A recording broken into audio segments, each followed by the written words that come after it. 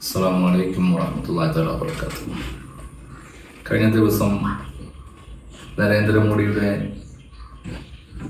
വഖഫ് നിയമത്തിനെതിരായ ഒരു സമ്മേളനം എറണാകുളത്ത് നടക്കുകയുണ്ടായി. ആ സമ്മേളനത്തിൽ ഒരു സുന്നി നേതാവിൻ്റെ പ്രസംഗം കേട്ടതിന് ശേഷം നമുക്ക് തുടങ്ങാം. ഒന്ന് കണ്ടു നോക്കുന്നു. ഇത് ചില്ലറ കാര്യമല്ല, ദീനിന്റെ കാര്യമാണ്. നമ്മൾ ദീനിന്റെ ആൾക്കാരാണ്. ഈ സമ്മേളനത്തിന് എനിക്ക് രണ്ട് സന്തോഷങ്ങളാണുള്ളത്. നിങ്ങൾക്കൊക്കെ ആയിരിക്കും, അതിനേക്കാൾ കൂടുതൽ എന്തെങ്കിലും പറയാം. എന്നെ സംബന്ധിച്ചിടത്തോളം രണ്ട് സന്തോഷം പറഞ്ഞ ഒന്നാമത് സുന്നികളുടെ ഐക്യം. സുന്നികൾ ഐക്യപ്പെടണം, അല്ലാത്തവരും ഐക്യപ്പെടണം. ഇവിടുത്തെ വിവിധ മതക്കാരാണ് ഈ രാജ്യത്ത്, അവരൊക്കെ ഐക്യപ്പെടണം. എങ്കിലും സുന്നികൾ വെറുതെ പിടിച്ചു നിൽക്കരുത്. അവർ ഐക്യപ്പെടേണ്ട കാരണം കുറെ അതിക്രമിച്ചിരിക്കുന്നു. അതിന്റെ ഒരു ഭാഗമായിട്ട് നമുക്ക് ഇതിനെ കാണാൻ ഇൻഷാ അല്ലാഹ്. അല്ലാഹു തആല തൗഫീഖ് ചെയ്യുമാറാവട്ടെ. ഇങ്ങനെ നാല് കൂട്ടർ കൂടുന്നതിന് ഏറ്റവും കണ്ണിക്കറി ഉണ്ടായത് ഇവിടുത്തെ വിദഗ്ധ പ്രശ്നക്കാർക്കാണ്. വഹാബികളും മൗദൂദികളും ഇതിന് വേണ്ടി കുറെ കുതന്ത്രങ്ങൾ പണിഞ്ഞിട്ടുണ്ട് എന്ന് നമുക്ക് മനസ്സിലാക്കാൻ സാധിക്കും. ഇതിന്റെ പിന്നിൽ ഈ ഐക്യം ഉണ്ടാവാതിരിക്കാൻ വേണ്ടി ഏറ്റവും അധികം വേദനയോട് അവരാണ്. അതിനൊക്കെ ഒരുപാട് തെളിവുകളുണ്ട്. അതുകൊണ്ട് തന്നെ നമുക്ക് ഒന്നുകൂടെ ഐക്യപ്പെടണം തോന്നുന്നു. അക്കൂട്ടരെ ഇല്ലാതെ ചെയ്യാൻ വേണ്ടിയാണ് സുന്നി സംഘടനകൾ ഉണ്ടാക്കിയത്. സമസ്ത കേരള ജംഇയ്യത്തുൽ ഉലമ, അതുപോലെ ഈ ഭാഗത്താക്കിയ ദക്ഷിണ തുടങ്ങിയ സംഘടനകളൊക്കെ ഉണ്ടാക്കിയത് ബിദഈ പ്രസ്ഥാനക്കാരെ ഒതുക്കാൻ വേണ്ടിയിട്ടാണ്. ഇസ്ലാം കേരളത്തിൽ നബിസ്വല്ലല്ലാഹു കാലത്ത് വന്നിട്ടുണ്ട്. റസൂലുള്ളാഹിന്റെ കാലത്ത് സഹാബത്താണ് ലോകത്തിന്റെ എല്ലാ ഭാഗത്തും ഇസ്ലാമിനെ കൊണ്ടുവന്നതുപോലെ ഇവിടെയും കൊണ്ടുവന്നത്. ആ സഹാബത്ത് കൊണ്ടുവന്ന ദീനാണ് നമ്മുടെ ദീന്. എന്ന് റസൂൽ കരീം സ്വല്ലല്ലാഹു അലൈഹി വസല്ലം പറഞ്ഞ ആ ദീനാണ് നമ്മളോട് കൊണ്ടുവന്ന ദീൻ. അത് നൂറ്റാണ്ടുകൾ 14 നൂറ്റാണ്ടോളം ആക്ഷേപമില്ലാതെ ഇവിടെ തുടങ്ങും. നമ്മളൊക്കെ അത് കണ്ടതാണ്. നമ്മുടെ ഇടയിൽ ഉണ്ടാക്കി കൂട്ടിയതൊന്നല്ല. റാത്തീബ്, മൗലൂദ്, മരിച്ചാലുള്ള അടിയന്തരങ്ങള്, തറാവീഹ് നിസ്കാരം, ജുമാ നിസ്കാരം തുടങ്ങിയ എല്ലാ കാര്യങ്ങളും ബഹുമാനപ്പെട്ട സഹാബത്തിൽ നിന്ന് പഠിച്ച ദീനാണ് ഇവിടെ പോകുന്നത്. ആർക്കും അഭിപ്രായ വ്യത്യാസമില്ലാത്ത രൂപത്തിൽ വന്നു. 1920 ശേഷമാണ് അഭിപ്രായ വ്യത്യാസം ഉണ്ടായത്. അത് വഹാബികൾ കൊണ്ടുവന്നതാണ്. കെ എം മൗലവിയാണ് കൊണ്ടുവന്നത്. അറിയാതെ കെ എം മൗലവിയ അറിയാത്തവർക്ക് ഈ കാലത്ത് പുതുതായി അറിയിക്കുന്ന സംവിധാനങ്ങൾ നടന്നുകൊണ്ടിരിക്കുന്നുണ്ട്. ആ കെ എം മൗലവി കൊണ്ടുവന്ന പ്രസ്ഥാനമാണ് വഹാബി പ്രസ്ഥാനം. അത് വന്നപ്പോഴാണ് അതിനെ പ്രതിരോധിക്കാൻ വേണ്ടിയാണ് സമസ്ത പോലെയുള്ള സംഘടനകൾ ഉണ്ടായത്.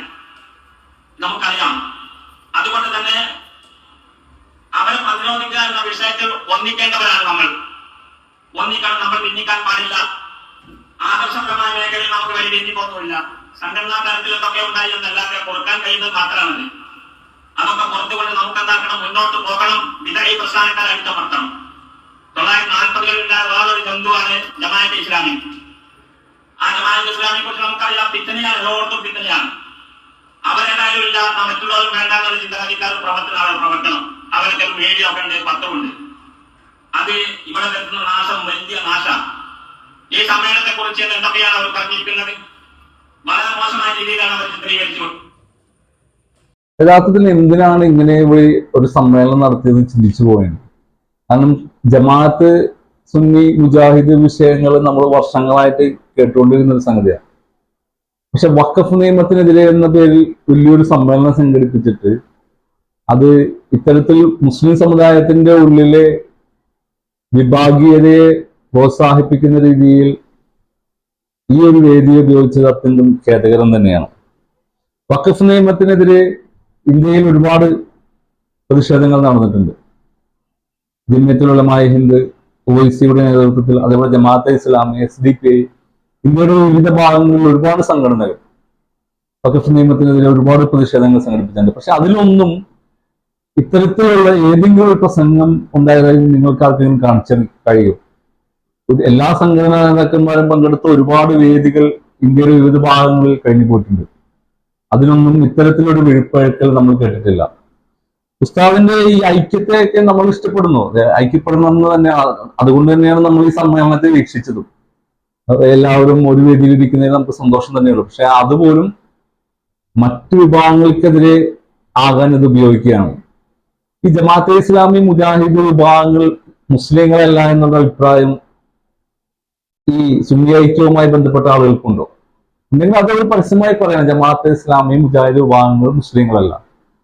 വഖഫ് എന്ന് പറയുന്ന നിയമം മൊത്തം മുസ്ലിം സമുദായത്തെ ബാധിക്കുന്ന ഒരു വിഷയമാണെങ്കിൽ ആ മുസ്ലിം സമുദായത്തിന്റെ ഒരു ഐക്യമാണ് നമ്മൾ അതിലൂടെ മനസ്സിലാക്കേണ്ടത്. അതിനുവേണ്ടി ഒരുമിച്ച് കൂടിയിട്ട് ജമാഅത്തെ ഇസ്ലാമിയൊക്കെ ജന്തു എന്നാണ് അഭിസംബോധന ചെയ്യുന്നത്. പൗരത്വ സമരവുമായി ബന്ധപ്പെട്ടിട്ട് കേരളത്തിലും ഇന്ത്യയിലും ഒരുപാട് പ്രതിഷേധങ്ങൾ നടന്നു. ഈ പറയുന്ന സുന്നി വിഭാഗങ്ങളെല്ലാം ഒരുമിച്ചിരുന്നിട്ട് ഈ എറണാകുളത്ത് തന്നെ വലിയ വലിയ സമ്മേളനം നടക്കുകയുണ്ടായി. പക്ഷെ അതിലൊന്നും ഇല്ലാത്ത വണ്ണം സ്വന്തം സംഘടനാ താല്പര്യങ്ങൾക്കും വ്യക്തി താല്പര്യങ്ങളും തീർക്കുന്നതിന് വേണ്ടി ഒരു വേദി ഉപയോഗിക്കുകയാണ്.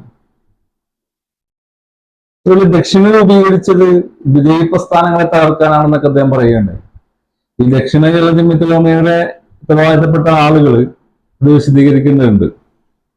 അതുപോലെ ഇന്ന് ഫേസ്ബുക്കിൽ അബ്ദുൽ നാസർ മദനി ഉസ്താദിന്റെ ഒരു ഫോട്ടോ കൊടുത്തിട്ട് നന്ദി പറയുന്ന ഒരു ഫോട്ടോ ഉണ്ട്. അത് ഞാൻ എന്റെ കമന്റിൽ പോസ്റ്റ് ചെയ്യാം. അബ്ദുൽ നാസർ മദനിക്ക് ഈ മുസ്ലിം സമുദായത്തിന്റെ പൊതുസ്വത്താണ്. മുസ്ലിം സമുദായവും ഇന്ത്യയിലെ മനുഷ്യത്വം നിറവേറ്റിട്ടില്ലാത്ത മുഴുവൻ മനുഷ്യരും ഒന്നിച്ചു ചേർന്നുകൊണ്ട് തന്നെയാണ് അദ്ദേഹത്തെ പുറത്തു കൊണ്ടുവന്നതും ഇന്നും അദ്ദേഹത്തോടൊപ്പം നിൽക്കുന്നതും. APEK വിഷയങ്ങളുമായി ബന്ധപ്പെട്ടിട്ട് രാഷ്ട്രീയ കൊലകൾ നടക്കുന്നതിനേക്കാൾ അപ്പുറമായിട്ട് കേരളത്തിൽ ഒരുപാട് കൊലകൾ നടന്നിട്ടുണ്ട്. ഒരുപാട് പള്ളികളിൽ ഇന്നും തർക്കങ്ങൾ നിലനിൽക്കുന്നുണ്ട്. അപ്പോൾ ഇതിനെയൊക്കെ മൂടി വെച്ചുകൊണ്ട് മറ്റുള്ളവർക്കെതിരെ ഏതെങ്കിലും രാഷ്ട്രീയ താല്പര്യങ്ങൾക്ക് വേണ്ടി, സംഘടനാ താല്പര്യങ്ങൾക്ക് വേണ്ടി, വ്യക്തി താല്പര്യങ്ങൾക്ക് വേണ്ടി വഖഫ് നിയമത്തെ ഉപയോഗിക്കുകയാണ്. വഖഫ് നിയമം അത് നിസ്സാരമായ സംഗതിയല്ല.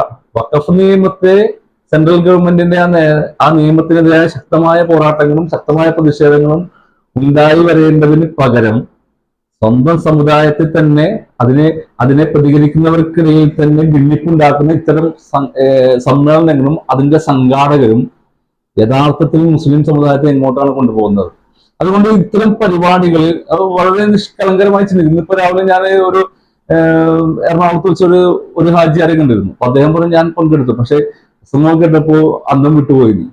അപ്പൊ നിഷ്കളങ്കമായി ഇത്തരം സമ്മേളനങ്ങളോട്ട് പോകുന്നവര് പക്ഷെ ഇതിന്റെ പിന്നിൽ വലിയൊരു അജണ്ട തയ്യാറാക്കിക്കൊണ്ട് ഓരോ ആളുകൾക്കും വലിയ ആളുകളാവാൻ വേണ്ടിയിട്ട് സംഘടിപ്പിക്കുന്ന, സമുദായത്തിന്റെ പേരിൽ എന്ന് പറഞ്ഞുകൊണ്ട് സംഘടിപ്പിക്കുന്ന ഇത്തരം സമ്മേളനങ്ങൾക്കെതിരെ മുസ്ലിം സമുദായം ജാഗരൂകരാവേണ്ടതുണ്ടെന്നും ഉത്തരവാദിത്തപ്പെട്ടവർ ആ തെറ്റുകൾ തിരുത്തേണ്ടതുണ്ടെന്നും ഇത്തരത്തിൽ ഐക്യത്തെ പറ്റി സംഘടനാ വിഷയങ്ങളെ പറയുന്ന ഒരുപാട് വേദികളുണ്ടല്ലോ. അത് സുന്നി സമ്മേളനങ്ങളിലോ അല്ലെങ്കിൽ അവരുടെ തന്നെ മറ്റേതെങ്കിലും വേദികളിലോ അവർക്ക് പറയാം.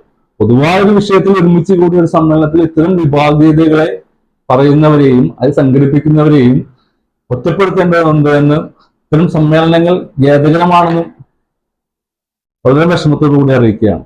അസ്സലാമു അലൈക്കും വറഹ്മത്തുള്ളാഹി തആല വബറകാതുഹു.